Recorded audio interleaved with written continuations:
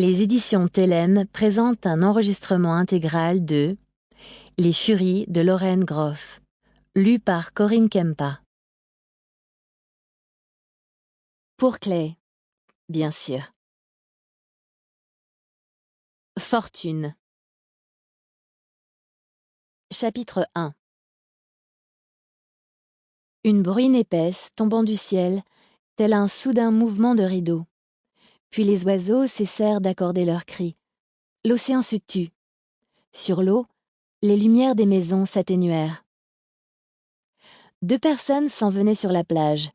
Elle était blonde et osseuse dans son bikini vert, bien qu'on fût en mai dans le Maine et qu'il fît froid.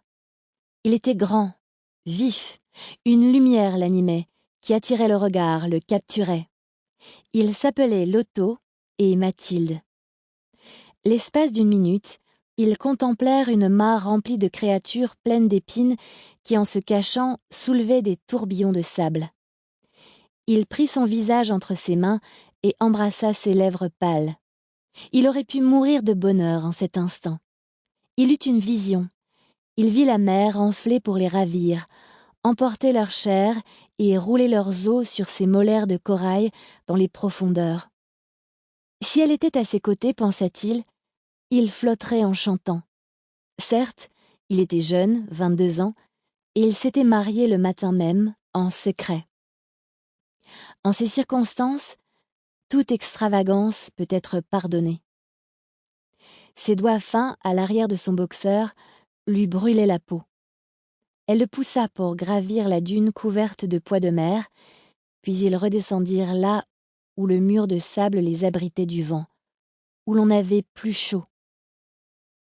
Sous son haut de maillot, la chair de poule virait au bleu lunaire et ses tétons s'étaient rétractés sous l'effet du froid. Agenouillés à présent, même si le sable grossier leur faisait mal. Ça n'avait pas d'importance. Il n'était plus que bouches et mains. Il l'allongea, remonta les jambes de Mathilde autour de sa taille et la recouvrit de sa chaleur jusqu'à ce qu'elle cesse de grelotter, forma une dune avec son dos. Elle avait les genoux pointés vers le ciel. Il aspirait à quelque chose de puissant, dépourvu de mots. Quoi ? Se revêtir d'elle, comme d'un vêtement. Il imaginait vivre dans sa chaleur pour l'éternité. Les gens qui peuplaient sa vie étaient tombés les uns après les autres, pareils à des dominos. À chaque mouvement, il la clouait un peu plus afin qu'elle ne puisse plus l'abandonner.